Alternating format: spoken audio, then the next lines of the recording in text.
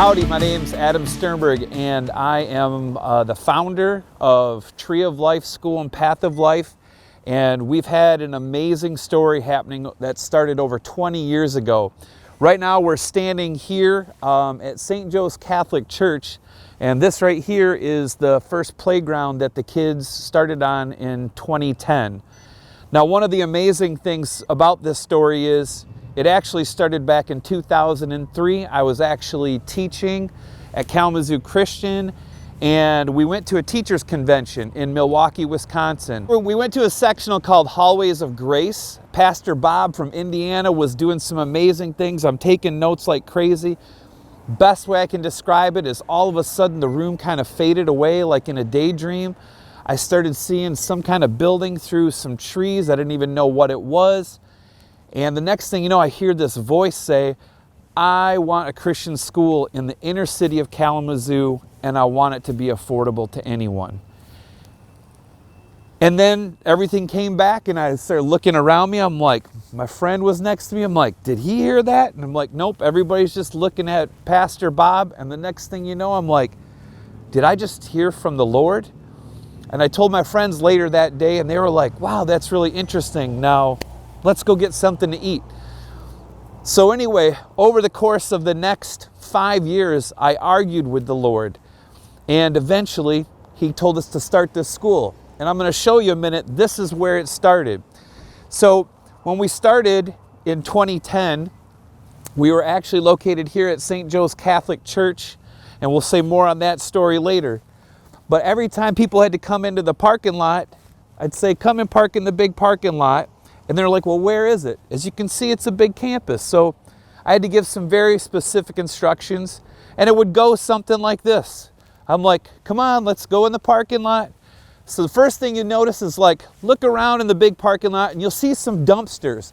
Let me tell you, there's never a greater way to start a school when your first impression is, look for the big dumpsters.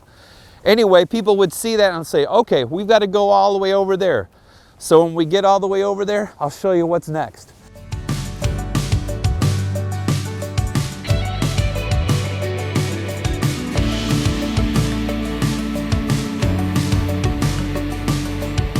So anyway, people would come in and see the dumpsters, and then I'd say, hey, look past the dumpsters, and look, you'll see a little bit of an alleyway here. Go ahead and walk through the alleyway.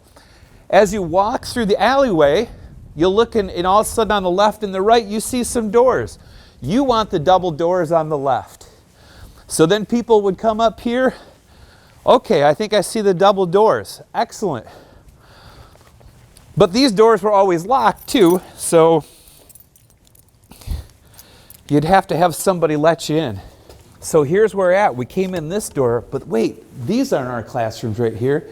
First you have to go through left again and open another set of doors. Then go through the double doors. Then you're going to have to go up the stairs. Then once you reach the top of the stairs, take another left and come down here.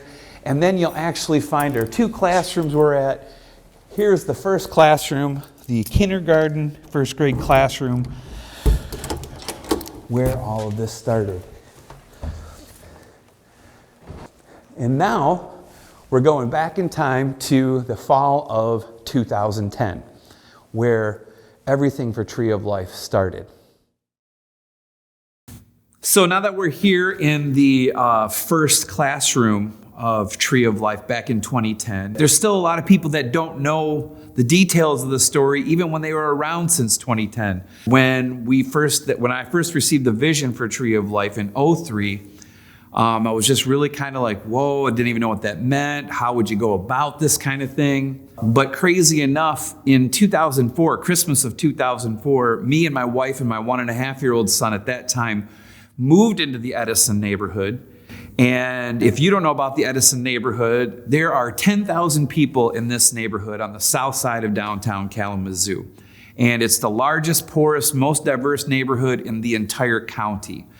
So when we moved into this neighborhood, we quickly realized that there's a great need for some sort of Christ-centered school here in the neighborhood. There used to be, these classrooms were actually, for almost 100 years, a faith-based school in this neighborhood, but they closed in '05. So as we continue to live in the neighborhood and walk around and trying to discern, what does this mean, talking to the Lord, like, what do you mean you want a school? You want it to be someone anyone can afford. How do you do that? How does that even happen? And then we started pressing into, what does that mean? Where would we go? And honestly, I just thought maybe the Lord was, I asked the Lord, I'm like, what are you talking to me for? I don't know anything about starting a school. I don't know anything about, I know a little bit about teaching and Christian education, but how is this all going to work? And so needless to say, me and the Lord went round and round, back and forth for years. And I told just a handful of people over the next, 4 or 5 years. And one of the things my dad taught me, great thing, is integrity. If you say you're going to do something, then you do it. That's why I didn't want to tell a lot of people, because then I'd have to do something. So anyway, I told some praying friends and just felt some real dissonance one morning. This was in the spring of 2008. Got together with my friend Keith and Nate, and we prayed about this school. And after praying for a while, they're both just hearing from the Lord, "You're being disobedient." And I was like, oh no, that's not good.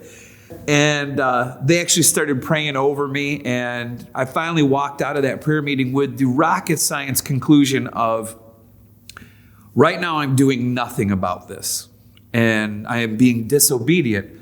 So therefore I should do something. And I actually went home that morning from that prayer meeting, wrote a 3-page letter, mailed it and emailed it to a few hundred people. And I just said, I'm like, I think I've heard from the Lord. He's calling us to start this school. I might be crazy, but I'm putting it out there. And so that's what we did. The next thing you know, people started responding. How do I help? I'm like, I don't know. Maybe you could do this.